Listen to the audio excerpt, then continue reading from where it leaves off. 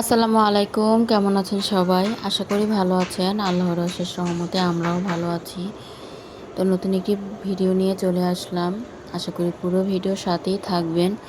আর ভিডিওর শুরুতে একটা লাইক দিয়ে ভিডিওটা কন্টিনিউ করবেন।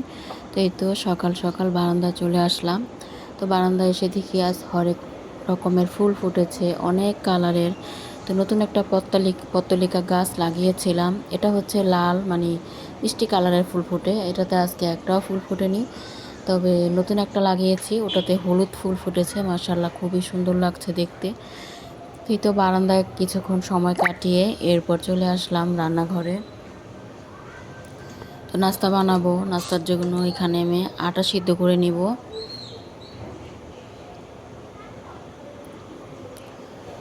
তো আটার ডিব্বাটা বের করে নিলাম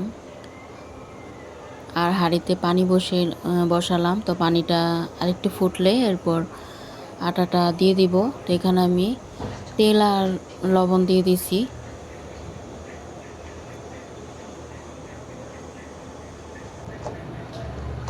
তো পানিটা ফুটে ওঠার পর এরপর আটা দিয়ে দিলাম। আটা দিয়ে এখন আটাটা নেড়ে চেড়ে নিচ্ছি। তো জানালা একটু খুলেছিলাম, বাতাসের জন্য খোলা যায় না, তাই আবার লাগিয়ে দিলাম। তো এই সাইড দিয়ে একটু খুলি। আর এদিকে অফ ক্যামেরায় আলু কুচি করে নিলাম, আলু ভাজি করব। তো রাইস কুকারে আলু ভাজিটা বসাবো। তো আলু ভাজিটা হতে হতে আমার রুটিও বানানো হয়ে যাবে। আটাটা তো সিদ্ধ করে রাখছি, ঠান্ডা হলে এরপর রুটি বানিয়ে নিব। তো এখানে আমি আলুর সাথে পেঁয়াজ কুচি, কাঁচামরিচ, এরপরে একটু হলুদের গুঁড়ো, মরিচের গুঁড়ো, একটু ধনিয়ার গুঁড়ো, লবণ স্বাদ মতো দিয়ে একসাথে দিয়ে দিলাম তেলের মধ্যে। তো নাড়াচাড়া করে ঢাকনাটা দিয়ে দিলাম।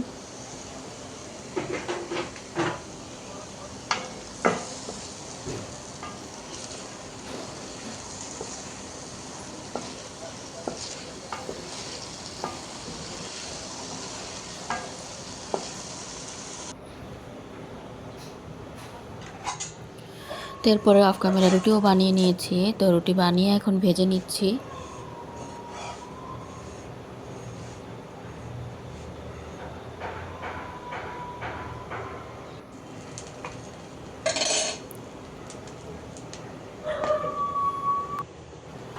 তো একটা করে কয়েকটা রুটি আমি বানিয়ে নিলাম, মানে ভেজে নিলাম। আর এদিকে একটা ডিম পোস্ট করে নিব। তো ডিমের সাথে চিলি ফ্লেক্স আর একটু লবণ দিয়ে ডিমটা পিঠে ফাটিয়ে নিলাম আর কি। আর এদিক দিয়ে আমার আলু ভাজিটাও হয়ে গেছে। তো একটু নাড়াচাড়া দিচ্ছি।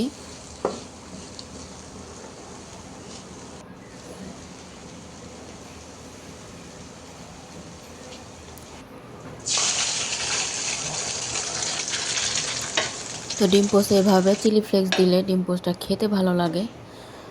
তো দুই মেয়েকে দুইটা রুটি ভেজে দিলাম আর আলু ভাজি, ডিম পোস্ট।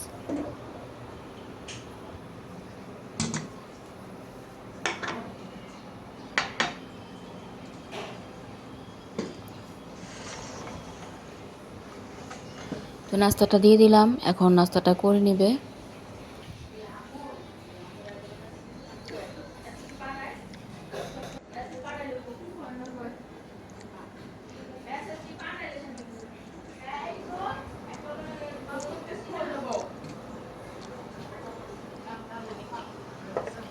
তো এই তো নাস্তার পরে এখন এদিকে রান্নার প্রিপারেশন নিচ্ছি। তো এখানে আমি বাটা মাছ বের করছি। তো বাটা মাছটা ধোয়ার আগে লবণ আর লেবু মাখিয়ে রাখবো। তো লেবু চিপে নিচ্ছি।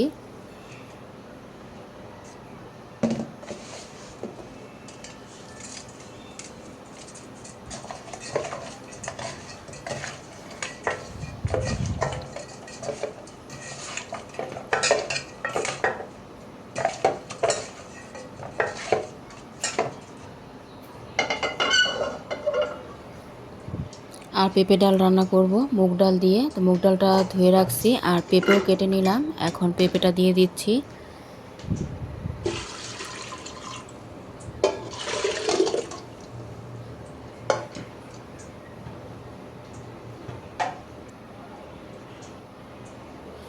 তো ডালটা দেওয়ার পর হলুদ মরিচের গুঁড়ো দিয়ে দিলাম, স্বাদ মতো লবণ।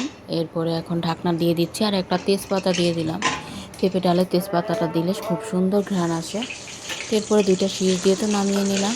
তো পেঁপে ডালটা কিন্তু আমার হয়ে গেছে, এখন বাগার দিয়ে দিচ্ছি। রসুন কুচি, পেঁয়াজ আর শুকনো মরিচ দিয়ে ডালটা বাগার দিয়ে দিচ্ছি। আর একটু পেঁপে ডাল রান্না করলে তেজপাতা তো দিই, একটু ভাজা জিরে গুঁড়োও দিই। তো এই তো পেঁপে ডালটা আমার হয়ে গেছে, কয়েকটা কাঁচামরিচও দিয়ে দিলাম। তো ডালটার কালার কিন্তু খুব সুন্দর হয়েছে, আর খেতেও কিন্তু মজাই হবে।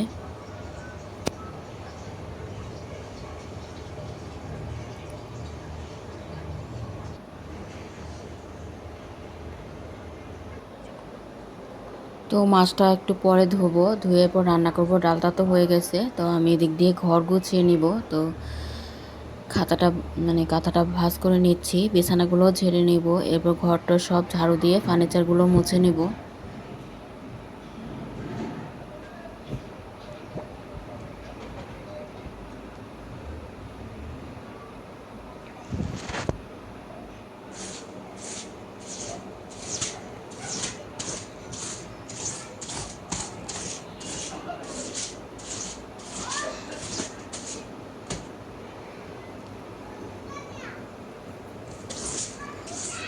তো ঘরের কাজগুলো করতেও কিন্তু অনেক সময় লাগে।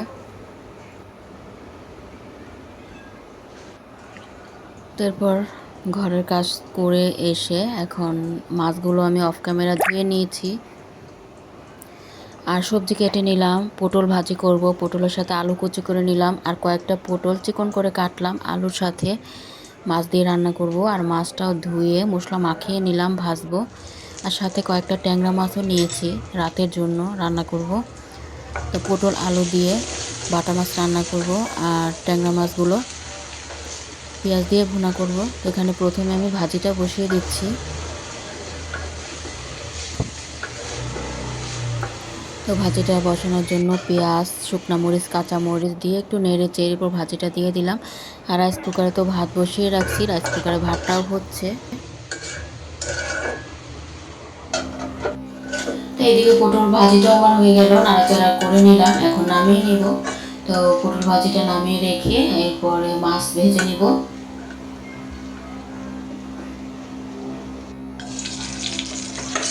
তো মাছগুলো আমি এক একটা করে দিয়ে দিচ্ছি।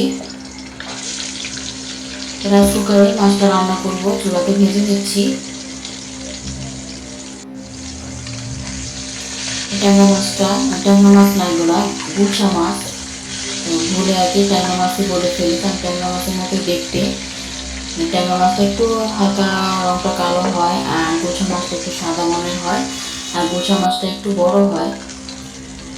তো গুলশা মাছটা আমি চুলাতেই ভুনা করে নেব, আর রাইস কুকারে পটলের তরকারিটা রান্না করব। এখন ট্যাংরা মাছগুলো, এটা আবারও বলে ফেললাম, ট্যাংরা মাছ ও গুলশা মাছগুলো ভেজে নিচ্ছি।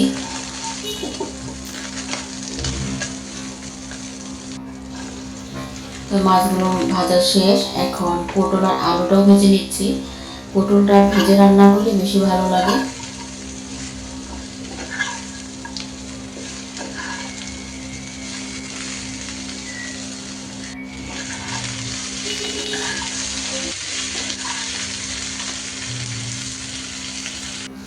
এখন বসিয়ে দিচ্ছি গুলশা মাছটা। তো প্রথমে পেঁয়াজ দিয়ে তেল দিয়ে দিলাম, আর রাইস কুকারে পটলের তরকারিটা বসাবো, চুলাতে তরকারিটা পেঁয়াজটা বসিয়ে এরপরে তো রাইস কুকারও এখন বসিয়ে দিচ্ছি। তেলটা সবজি দিয়ে রান্না করবো, এই জন্য পেঁয়াজ অল্প দিলাম। তো পেঁয়াজটা তেলে একটু নেড়ে চেড়ে ভেজে এখন স্বাদ মতো লবণ, আদা রসুনের বাটা, ধনিয়ার গুঁড়ো দিলাম, এরপর হলুদ মরিচের গুঁড়ো দিয়ে দেবো। এতে মরিচের গুঁড়ো দিয়ে দিলাম।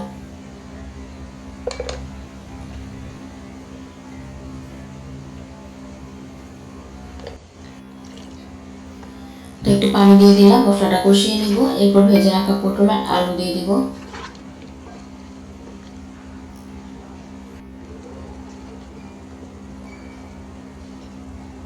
তো চুলাতে পেঁয়াজটা ভাজা হচ্ছে গুলশা মাছের।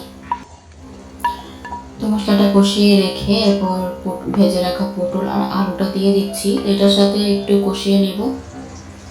আর এদিকে গুলশা মাছের যে পেঁয়াজটা বসিয়েছিলাম এটাও একটু ভেজে নিয়ে এখন মশলা দিয়ে দিচ্ছি।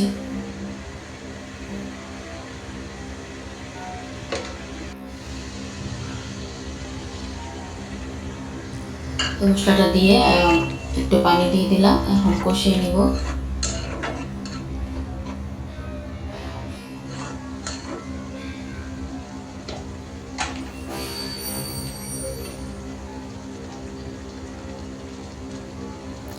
এখন দিয়ে দিলাম গালানো টমেটো।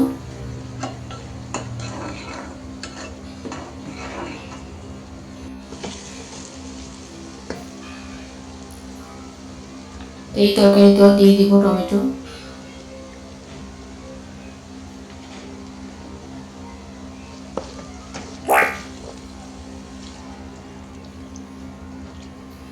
টমেটো দেওয়ার পর নেড়ে চেড়ে এখন ঝোলের জন্য পরিমাণ মতো পানি দিয়ে দিচ্ছি।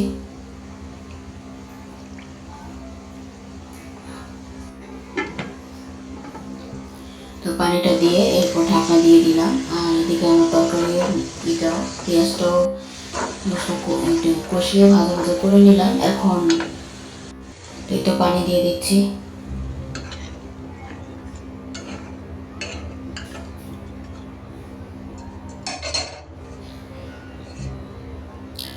তো পানিটা দিয়ে এখন ভেজে রাখা মাছগুলো দিয়ে দিচ্ছি।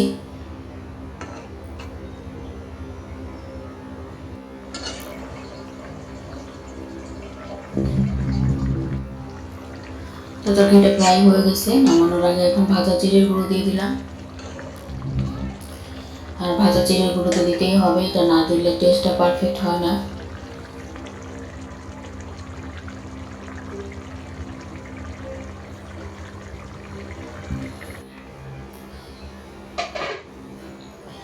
আর এদিকে পটলের তরকারিতেও আমি এখন মাছ দিয়ে দিব।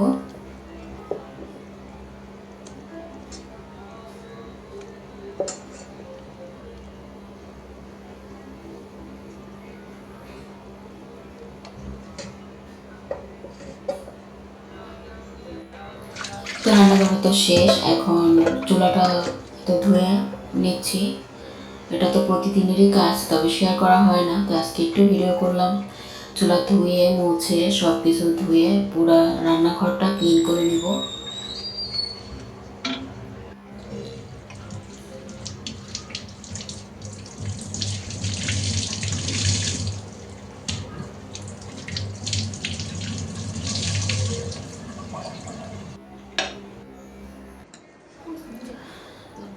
এই তো দুপুরের খাবারটাও খেয়ে নিয়েছি বিসমিল্লাহ বলে।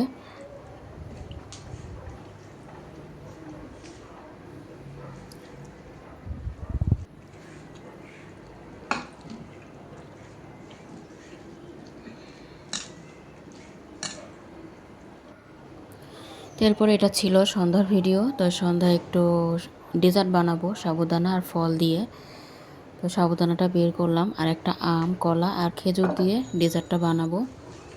তো তো প্রথমে আমি এখন সাবুদানা ঢেলে নিচ্ছি। সাবুদানাটা ভালোভাবে ধুয়ে নিব, ধুয়ে এরপর সিদ্ধ করে নিব।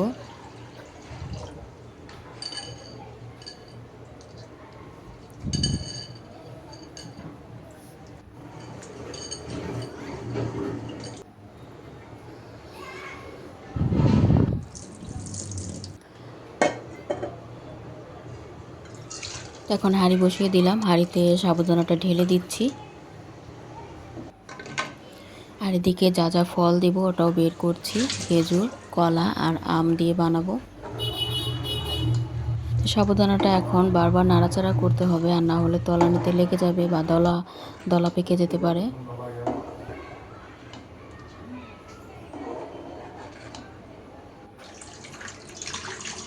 সিদ্ধ করা হয়ে গেছে, এখন আমি এটা চালনিতে ঢেলে পানিতে ভালোভাবে ধুয়ে নিব। ধুয়ে ঝরা দিয়ে রাখলাম। এখন আমি ফলগুলো রেডি করব। আমটা কাটবো, কিউব কিউব করে কলা, আম, খেজুর কেটে নিব।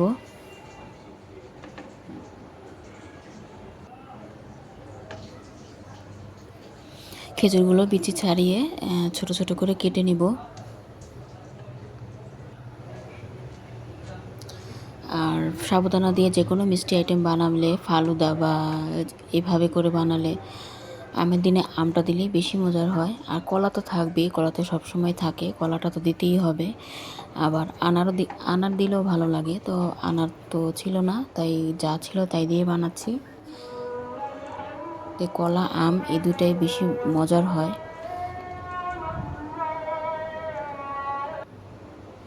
তো এই তো ফলগুলো আমি কিউব কিউব করে কেটে রেডি করে নিলাম।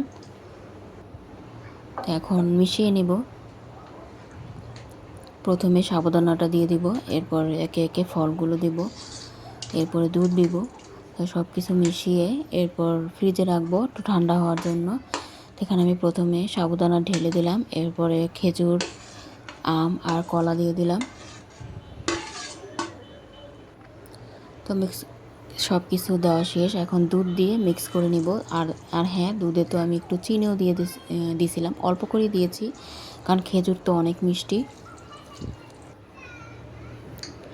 তো অল্প করে চিনি দিয়েছি। তো এখন ভালোভাবে মিশিয়ে নিব।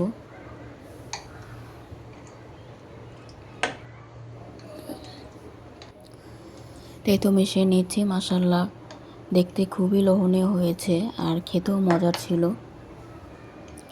আর এই খাবারটা আমার মনে হয় প্রতিটা ঘরে ঘরে সবারই অনেক পছন্দের খাবার। বিশেষ করে রোজার দিনে তো অনেক মজার হয় এটা, যে এই জিনিসটা সারাদিন রোজা রাখার পর খেলে মন প্রাণ দুটোই ঠান্ডা হয়ে যায়।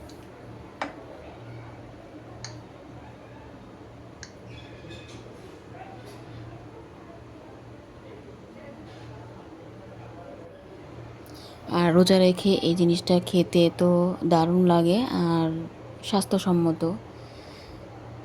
তবে সারা বছরই রোজা ছাড়া সবসময় কিন্তু খাওয়া যায়। এরপরে তো বাটিতে বাটিতে বেড়ে দিলাম।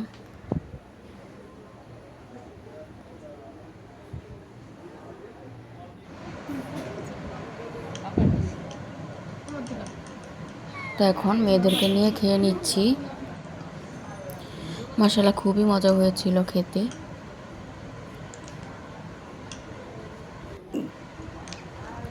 তো ফালুদা বা ডেজার্ট যেটাই বলেন, কেমন হয়েছে কমেন্টে জানাতে পারেন।